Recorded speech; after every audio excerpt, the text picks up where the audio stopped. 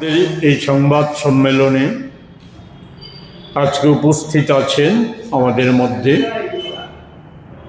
আমাদের প্রদেশের অন্যতম সহসভাপতি শান্তিরঞ্জন দেবনাথ, আমাদের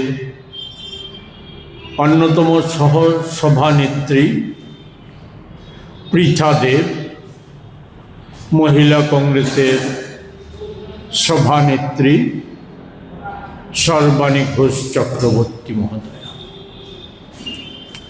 আমরা যে বিষয়টা আপনাদের মাধ্যমে রাজ্যবাসী এবং রাজ্য সরকারের দৃষ্টি আকর্ষণ করতে চাই, সেটা হচ্ছে ইতিমধ্যে আপনারা অবগত হয়ে গেছেন যে আমাদের রাজ্যের উচ্চ আদালত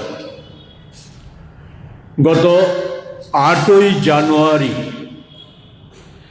এই রাজ্যে শিক্ষক কর্মচারীদের সম্পর্কিত বিষয়ে এবং ভবিষ্যৎ কর্মপ্রার্থীদের ও স্বার্থ সংশ্লিষ্ট বিষয়ে একটি যুগান্তকারী রায়, যা অনেকের স্বরূপ যেমন খুলে দিয়েছে, মুখোশ খুলে দিয়েছে, তার পাশাপাশি সকলকে এটা বিবেচনা করে দেখার একটা সুযোগ তৈরি করে দিয়েছে। আমি খুব বিস্তারিত দীর্ঘ আলোচনায় যেতে চাই না। রায় ইতিমধ্যে আপনারা জেনে গেছেন, যেটা যে 2.5 দশক যাবৎ 2001 এবং 2007 সালে পূর্বতন সরকার শিক্ষক কর্মচারীদের নিয়োগের ক্ষেত্রে যে পদ্ধতি অনুসরণ করে আসছিল, যা নিয়ে সুপ্রিম কোর্ট এটাকে অবৈধ, অসাংবিধানিক বলেছে। সেটা কি ছিল? ছিল এই যে 5 বছর একজন শিক্ষক কর্মচারীকে স্থির বেতনে চাকরি করতে হবে। এটার জন্য চাকরি প্রাপকদের কাছ থেকে একটা মুচলেখা আদায় করে নেওয়া হতো। এই প্রথাটা এখনো চলছে। তো সেই জায়গায় এটাকে তো আগেই বলেছি, যেটা একটা অসাংবিধানিক এবং একেবারে অন্যায়। এটা আমাদের যে অধিকার, চাকরি প্রাপকদের যে অধিকার, সেই অধিকারকে সমস্ত দিক থেকে খর্ব করে দিয়েছিল। তো রায়টা পরিষ্কার জেনে গেছেন সবাই। যেদিন থেকে এই পদ্ধতি চালু হয়েছিল, সেদিন থেকে যারা চাকরি পেয়েছিল তাদের সমস্ত যে বকেয়া টাকা নমনলি ফিক্সেশন করে নিয়মিত বেতন ও তার সাথে 9% সুদ যুক্ত করে 2 মাসের মধ্যে মিটিয়ে দেওয়া, এবং পেনশনে যারা অবসরে চলে গেছেন তাদেরকেও সেই হিসাব মোতাবেক পেনশন পুনর্নির্ধারিত করার রায় হাইকোর্ট দিয়েছে। তো এক্ষেত্রে সংক্ষেপে শুধু দুটো কথা যেটা যুক্ত করতে চাই, পূর্বতন সরকার এটা করণের পেছনে রহস্যটা কি ছিল?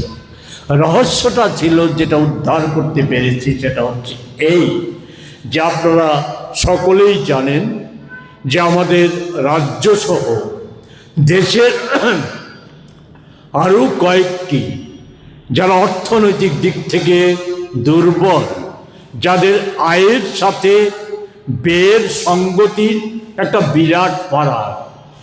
এইগুলি কেন্দ্রীয় সরকারের, সেই রাজ্যগুলি কেন্দ্রীয় সরকারের গ্যাপ গ্র্যান্টের আওতায় আছে। সেই গ্যাপ গ্র্যান্টের টাকা সেটা কেন্দ্রীয় সরকার বহন করে আসছে। তো স্বভাবতই এই রাজ্যে কমিটেড এক্সপেন্ডিচারের ক্ষেত্রে অধিকাংশ টাকাই কেন্দ্রীয় সরকার বরাদ্দ করে আসছে। তো সেই জায়গাতে এখানে চাকুরি, পদ, বেতনক্রম এগুলি ঠিক করতে গেলে পরে, নূতন করে কিছু করতে গেলে পরে কেন্দ্রীয় সরকারের অনুমোদন নিতে হয়। বিশেষত চতুর্থ বামফ্রন্ট সরকারের সময়কালে অতি চতুর, অতি চালাকি করতে গিয়ে সস্তা জনপ্রিয়তা অর্জনের লক্ষ্যে সেখানে এই নিয়মটা লাগু করে।